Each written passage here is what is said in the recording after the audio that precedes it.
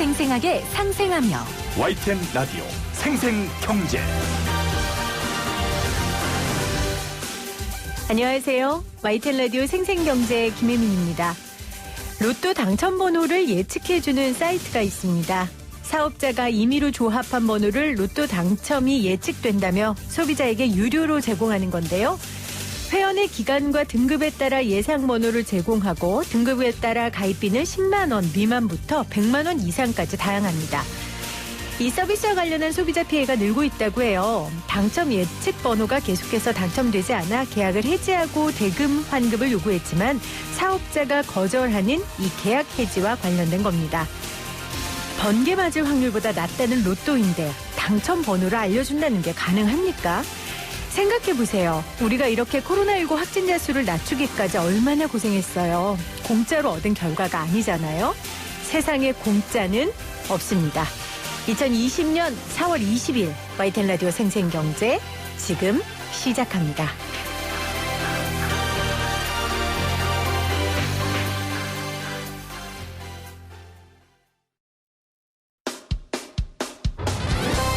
쉽다, 재미있다, 어라?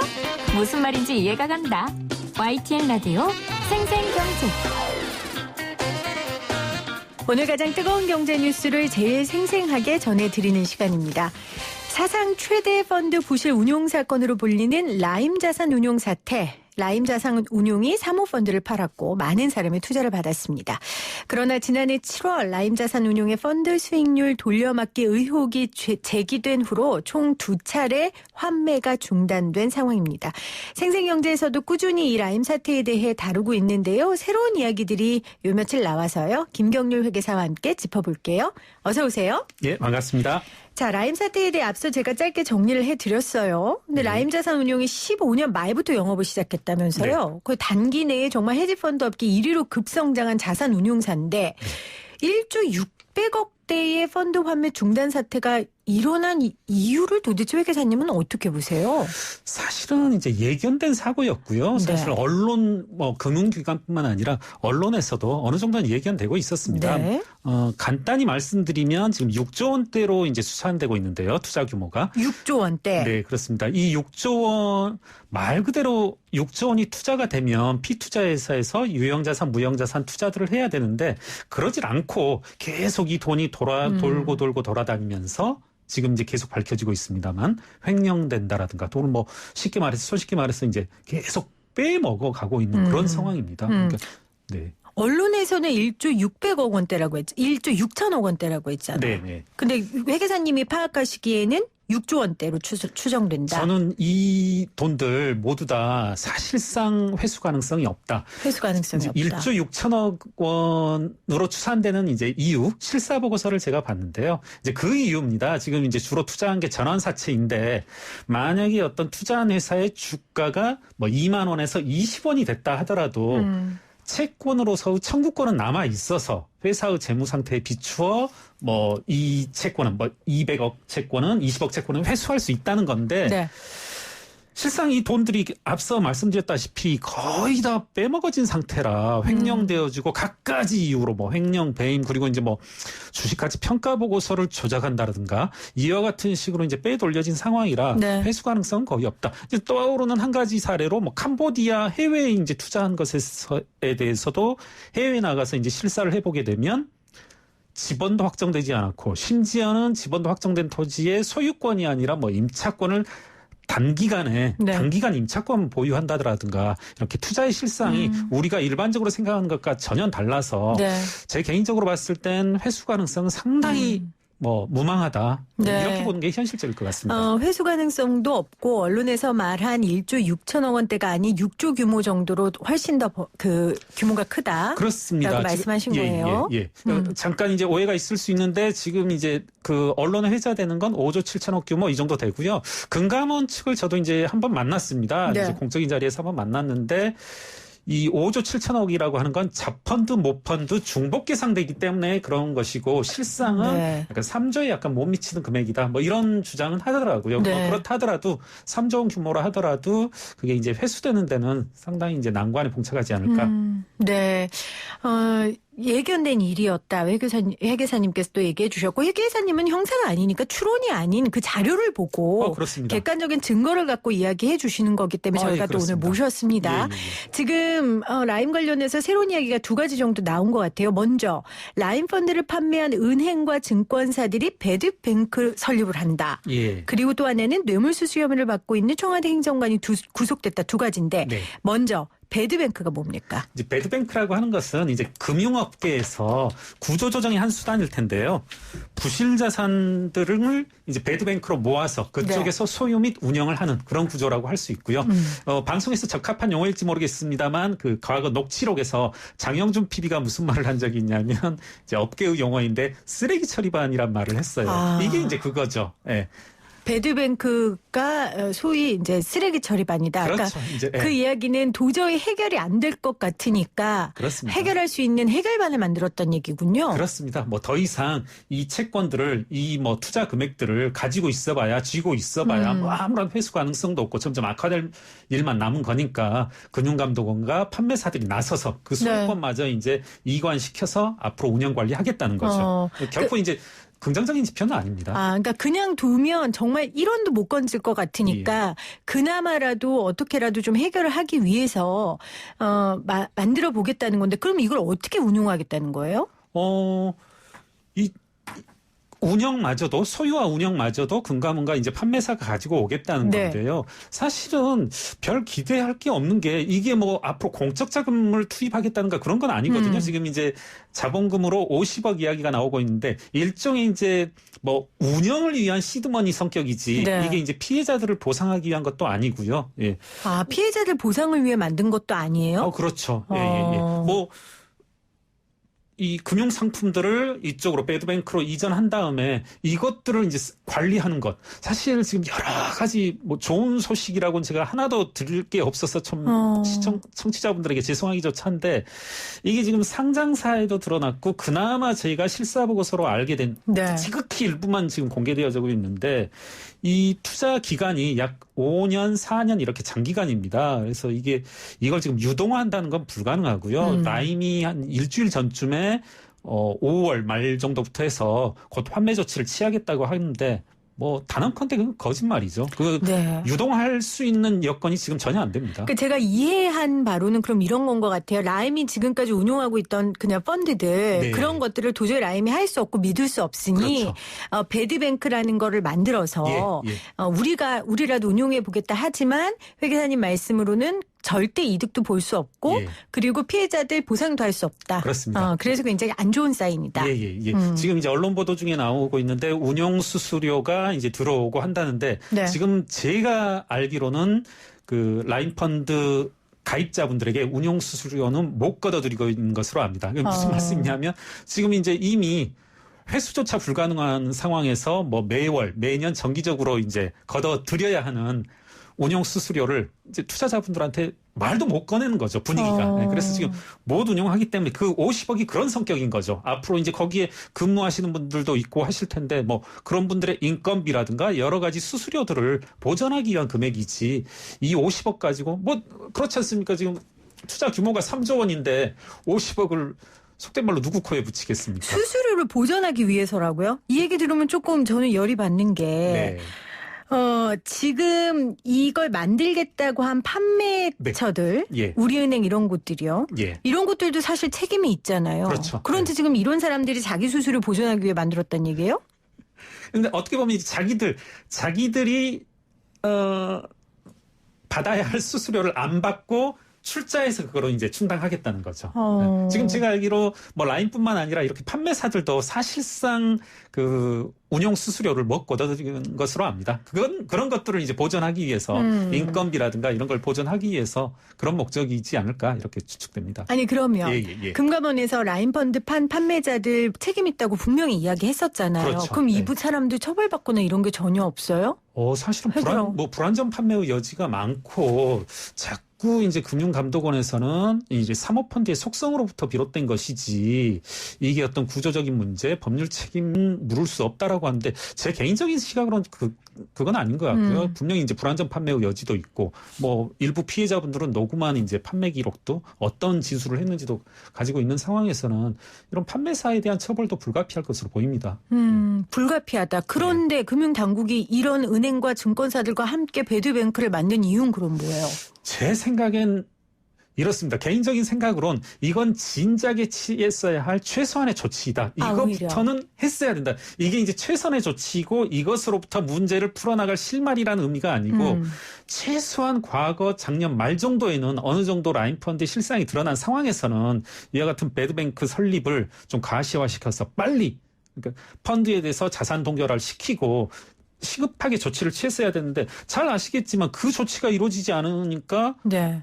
김봉현 회장의 경우 라인펀드에서 수백억을 또 빼가고 했지 그랬죠. 않습니까? 예. 이제 그런 것들을 방지하기 위한 이제 최소한의 조치 이런 정도로 받아들여야 될 것 같습니다. 그러니까 이게 최선 할 수 있는 최대의 조치는 아니지만 일단 무조건 취했어야 될 조치가 아닌가. 그러니까 지금 벌어진 일을 해결할 수 있는 건 아니지만 동결시킬 수 있는 그렇습니다. 거기 때문에 더 이상 이제 장난을 칠 수 없게끔 막을 수 있는 거다라는 얘기를 하시는 거예요. 예, 그렇습니다. 자, 그러면 피해자들은 어떡합니까? 이게 배드뱅크 운용사로 넘어가면 피해자 구제의 변화가 좀 생깁니까? 제가 봐선 달라질 건 없죠. 투자 자산이라고 하는 게 속성이 달라지질 않으니까. 네. 그리고 이제 일각에서 좀 희망 섞인 말씀으로 이렇게 판매사들이 뭐 추가 출자를 하여서 보상하는 길이 있지 않을까 하는데 제가 봐선 판매사 본래의 주주들에게 그럼 이제 배임 문제가 발생하게 되니까 그렇겠죠. 그분들 고유한 어떤 상품의 이익에 배신돼서 라인펀드 투자자들을 보상할 수는 없는 일이니까요. 예. 그건 쉽지 않을 것 같습니다. 쉽지 않다. 근데 피해자들은 지금 뭐 금감원이 앞으로 어떻게 할 건지 대안 내놓을 건지만 눈 빠지게 기다리실 텐데 그럼 그렇죠. 금감원에서 이 피해자 구제 문제 어떻게 해야 됩니까? 역시 제가 이제 계속 개인적인 견해라는 걸 이제 계속 전제로 그 견해 달고 듣고 있는데. 싶어서 모신 거예요. 네, 편안하게 예. 말씀하세요. 예. 네. 상당히 이제 금전적인 문제가 달린 문제라 이제 다들 민감해 네. 하시는데 결국은 그 투자자분들이 판매사와 그리고 뭐 금융당국의 관리 감독의 책임을 묻고 그리고 불안전 판매의 책임을 물어야 할 네. 법률적 다툼의 문제가 아닌가 이렇게 싶습니다. 법률적 다툼의 문제다. 그럼 네. 법적으로 가져가면 피해자들이 이길 확률이 큽니까?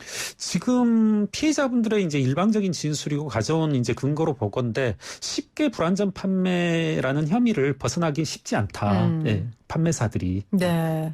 그럼 결국 사법 처리에 기대야 되겠다. 저는 그렇게 봅니다. 실제로 이제 그리고 이제 금융당국에 대해서도 한마디 이제 아쉬운 부분을 말씀드리면 자꾸 2월 저는 이 부분은 좀 중대한 실수라고 생각하는데요. 2월경에 보도자료를 하나 냈었습니다. 어디서요?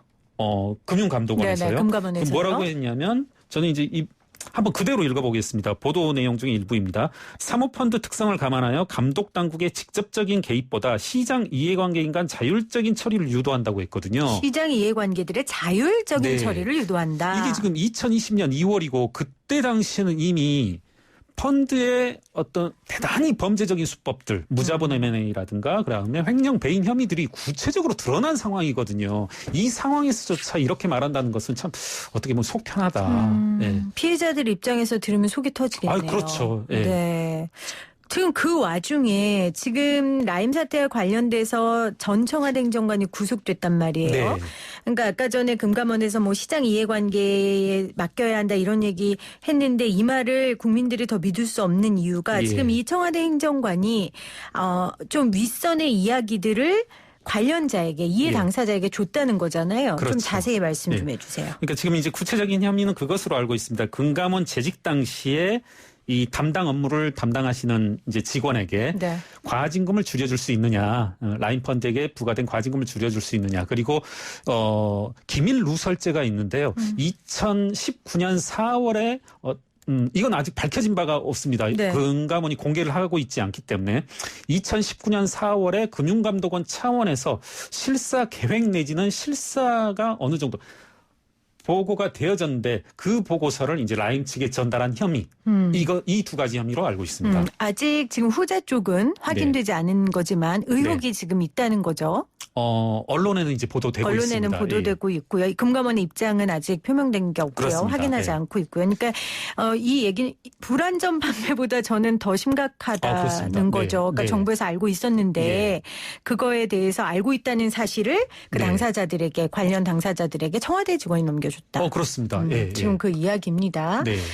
자, 지금 라임 자산 운용 단순히 그냥 1조 몇천억 원이 날라갔다 이게 아니라 거의 대규모 금융 사기라고 지금 우리 회계사님은 보시는 것 같아요. 그렇죠. 전 우리나라 대한민국에서 뭐 역대급 유례없는 금융 사기 사건으로 봅니다. 규모에서나 그 수법 면에서. 네. 자, 그러면 이 부분을 지금 일단은 우리가 배드뱅크 만들어졌고요. 예. 그 다음은 어떤 수순으로 해결해야 된다고 보십니까? 조언을 해주신다면요.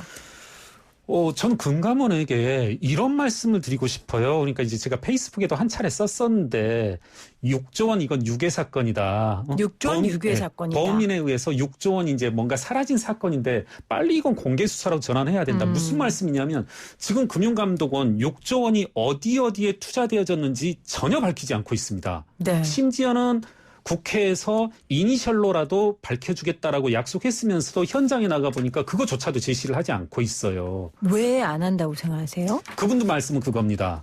이 어떤 회사에 투자되어졌는지가 밝혀지게 되면 투자금 회수에 더 곤란을 겪게 된다. 그러니까 이건 뭐 그거하고 똑같죠.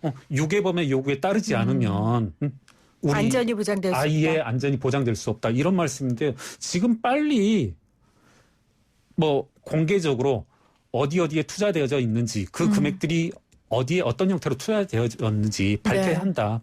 보다도 좀 진솔하게 금융당국이 이 사건에 접할 필요가 있지 않나. 예. 금감원의 공개 수사를 촉구하시는군요. 뭐 일종의. 네, 조금 더 적극적으로 조금 더 그렇습니다. 오픈해서 예. 이 일을 해결해야 한다라는 이야기를 해주셨습니다. 네. 이 라임 이야기 할 때 예견됐다고 하셨는데 그게 이제 2015년인가요? 사모펀드에 대한 법률이 좀 맞습니다. 완화되면서 이거 사실 맞습니다. 예견된 거다 전문가들 사이에서 그런 얘기도 있었고 사실은 많았습니다. 작년에 우리가 뭐 조국 사태 거치면서 사모펀드 얘기 예. 너무 많이 들었고요. 그럼 네. 이 사모펀드 부분은 어떻게 좀 돼야 된다고 생각하세요? 그러니까 이제 청취자분들이 이해하기 쉽게 이런 식으로 한번 비유를 해볼게요. 사모펀드, 공모펀드가 있다라면 네. 사모펀드는 전문가들의 영역이다. 이런 말씀 금융당국도 하거든요. 저 역시 어느 정도는 동의하고 그러면 어떤 하다못해 사후적인 규제를 사후적인 규제를 강화한다든가 네. 내지는 그리고 그런 절차들 하나하나들을 명확하게 이제 규정해줘야 되는데 지금 그렇지 않거든요. 우리 강남에 사는 모씨, 뭐 개그맨, 가수, 뭐 아나운서 아무나 지금 이 사모펀드에 투자할 수 있는 상황이거든요. 네. 이런 상황에서 이분들 한 명 한 명에게 당신들 5천만 원, 5억 원 투자한 것에 대해서 자율적으로 해결하라고 하면 네. 이건 아닌 거죠. 자, 지금 유튜브 보이는 라디오 창에서요. 예.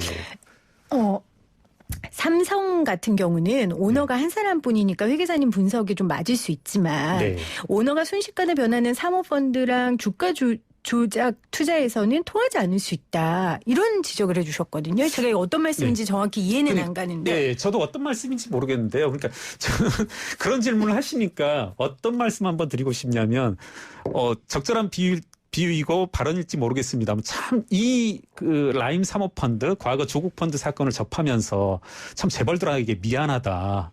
제가 재벌들에게 들이댄 잣대 이런 것에 비해서 네. 지금 라임 펀드의 실제 운용 실상을 보면은 정말 이거 어떻게 처참할 지경이거든요. 6조 원의 돈이 어느 한 곳 정상적인 투자가 되어 있지 않고 그리고 그분이 지적하신 부분 중에 한 가지 귀담아 들을 게 무슨 부분이냐면 말씀하신 것처럼 여기에 라임이 투자한 회사들 하나하나가 지금 어떤 특성이 있냐면 주주들도 변동되고 있습니다. 즉 라임 펀드 자금뿐만 아니라 이른바 코스닥 작전 세력의 자금도 함께 움직이고 있거든요. 저는 네. 이제 몇 가지는 쫓아가고 있고 찾아내고 있습니다만은 이 자금의 흐름도 결국 검찰, 금융당국이 쫓아가야 한다. 예, 예. 이분들 흐름이 범상치 않거든요. 라임 펀드가 돈을 넣었다 하면 갑자기 이분들이 주주가 바뀌고 갑자기 멀쩡한 회사가 뭐 영어 교육을 하던 회사가 2차 전지를 한다. 내지는 아하. 자율주행차를 한다. 네. 뭐 전기버스를 한다. 수소버스를 한다라고 하면서 정작 유무형 자산 투자는 전혀 없거든요. 네. 네네. 그 조언은 상당히 귀담아 들을 것 같아요. 네. 그러니까 검찰이라든가 금융당국은 이렇게 주주들의 자금 흐름도 추적해야 할 것이다. 네. 회계사님이 주장하신 대로 6조 원 정도 규모의 사기라면 이게 예. 뭐 한두 회사, 한두 세력이 힘을 합쳤겠습니까? 그렇습니다. 얼마나 머리 좋고 부지런한데 못된 분들이 힘을 합쳤겠어요. 예. 금감원이 저도 아는 그 정도는 아닐 예. 거라고 믿고요. 그렇습니다. 예. 앞으로 그 결과를 저희가 주목해서 보겠습니다. 5336님, 옛날부터 금감원 금융범죄의 공범이었습니다. 조이파리 8조 혼자 해먹나요? 금감원하고 같이 먹죠 했는데 이 주장은 금감원이 좀 새겨들어 주셨으면 하고요. 3941님, PD님 저 지금 방송 듣고 있는데 은행에서 팔고 있는 펀드가 거의 사기꾼 수준이네요. 제 나이 65세인데 저는 지금까지 은행은 신용이 있어야 안전하다고 생각했는데 방송 듣고 보니 불안전한 곳이 은행 같아요 하셨어요. 이런 우려하실 만하죠. 그렇죠. 최근에 여러 사건들 보면요. 네, 맞습니다. 7212님, 궁금한데요. 라임이 돈을 모아 투자를 하기는 한 건가요? 아까 전에 투자 하나도 투자가 안 돼 있는 게 문제입니다. 네. 정확하게 들으셨는데요. 지금 6조 원가량이 제가 이제 지금 알 수 있는 14개 회사, 코스닥 회사만 제가 일일이 과거 3년치를 다 뒤져봤습니다. 그런데 실제로 이 돈들이 투자가 되지 않고 다 어디론가 빼돌려지고 한 그런 겁니다. 네. 그래서 지금 계속 매일 뉴스에 나오지 않습니까? 라임펀드 관련 횡령, 배임 사건으로 매일 뭐 두세 명씩 쇠고랑을 차고 있는 상황입니다. 비투자 회사들에. 네. 자, 앞으로 이 라임 사태 어떻게 되는지 회계사님도 각종 자료와 근거를 통해 보시고요. 네. 저도 회계사님뿐만 아니라 여러 전문가들과 인터뷰를 통해서 여러분들께 아주 객관적이고 정확한 정보 전해드리기 위해 애쓰겠습니다. 지금까지 김경률 회계사였습니다. 고맙습니다. 예, 감사합니다. 안녕하세요. 일주일에 한 번씩 새싹 투자자들에게 투자 전략을 알려드리는 와이즈 경제연구소 차영주 소장입니다.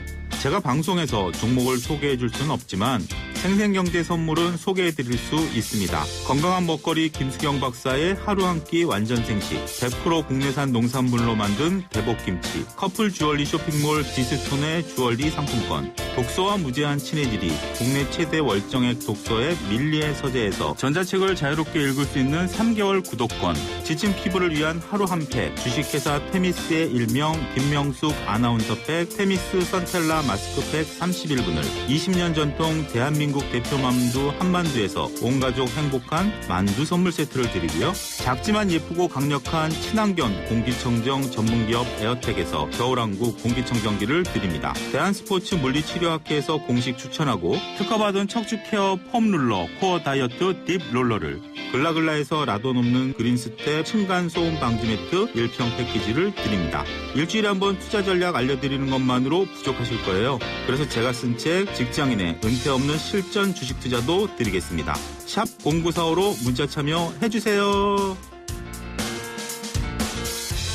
YTN 라디오 생생경제 함께하고 계신 지금 시각 3시 33분 지나가고 있습니다. 제가 아까 금감원과 은행 관련된 문자 읽어드리면서 이야기했던 거는요. 금감원과 은행이 이런 국민들의 오해나 아니면 비판받지 않게 더 노력해달라는 차원에서 제가 드린 아픈 말이었다는 거 이해해 주시기를 바랍니다. 그 안에서도 애쓰고 노력하시는 분들께 제가 좀 죄송한 마음이 들어서요. 이렇게 다시 한번 설명을 드립니다.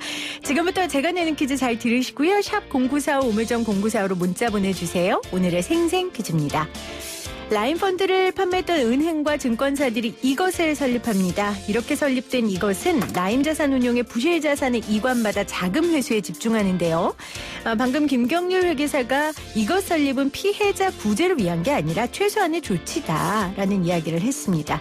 이것은 금융회사의 부실자산을 처리하기 위해 한시적으로 운영되는 금융기관을 말합니다. 이것은 무엇일까요? 1번 배드뱅크, 2번 뱅크런. 1번 배드뱅크, 2번 뱅크런. 정답 아시는 분 샵 0945 우물정 0945로 문자 남겨주시고요. 유튜브 들어오셔서 YTN 라디오 치시면 보이는 라디오로도 정답 남기실 수 있습니다. 생생하게 상생하며 YTN 라디오 생생경제는 포스코와 함께합니다. 저는 2부에 다시 올게요.